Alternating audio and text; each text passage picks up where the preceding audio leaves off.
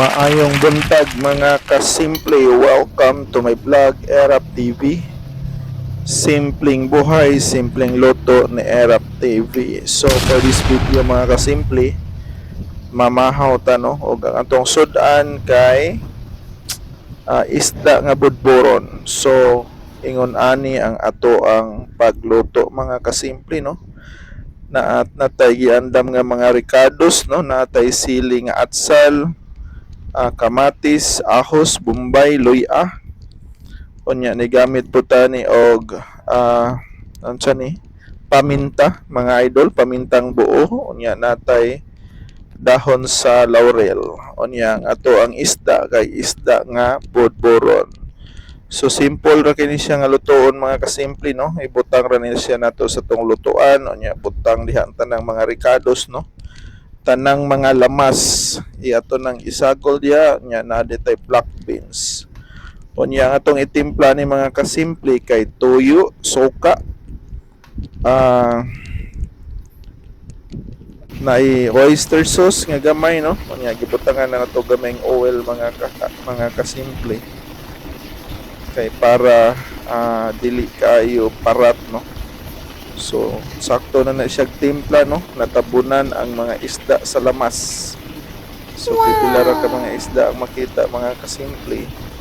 Tungod kay daghan kay taglamas nga gibutang, no? Kunya ani nga part kay hapit na ni siya maluto mga kasimple. So, mao na ni, no? Ato na ni siyang haonon. Kunya naa di tay iparis ani mga kasimple nga scrambled egg, no? So, murag nindot kay tagpamahaw ron mga kasimple. Unya nanatay rice. So mao na ni, no? Mamahaw na ta mga kasimple. So ang ako ang isda mga kasimple kay medyo bitin tagamay sa sabaw, no? Tungod kay wa man ta nag-additional diha og tubig. Suka ra man ginaog, tuyo og oyster sauce gamay, unya oil. So muna nga medyo naugag yun ang iyahang sabaw mga kasimple, pero okay ra gyud gihapon, goods ra kayo niya. Lami kay siyang ipari sa scrambled egg mga kasimple. So ari na tanong mga onata. So ingon ani lang kasimple ang atong pamahaw mga kasimple, no? So ingon ani nga pagkaon mga kasimple, mabuhi na ko ani, no? Basta na lang tay sudan, unya natay rice gamay, goods na kay ni para nako mga kasimple. So katong naana diha sigig humba, padayon na gihapon na ninyo mga kasimple, no? Kung asa mo nalipay, buhatan na ninyo. Pero kung ganahan mo nga mag-amping siyang lawas mga kasimple, so butangan gina natog limitation. So dili sa tanang panahon nga magpabilintang lig-on ang atong lawas mga kasimple, no?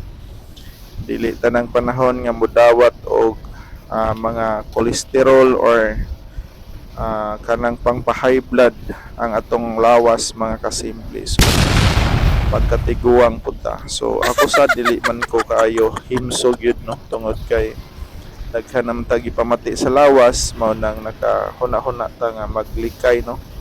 Or mag-diet ta, pero sahay matintal man gitag kaon, labi na stress kay ato ang trabaho mga kasimple. So mao na din ha, ato lang enjoy atong pagkaon. Unya tagaan po natog igong panahon ang atong lawas mga kasimple nga makapahuway. So parihan ako makatugkog 6 ragyud ka oras ang pinakataas, no? Kasagaran 4 to 5 ragyud mo na nga kinahanglan tang mopiyong inig ka lunch break mga kasimple. Maski 10 to 15 minutes, no?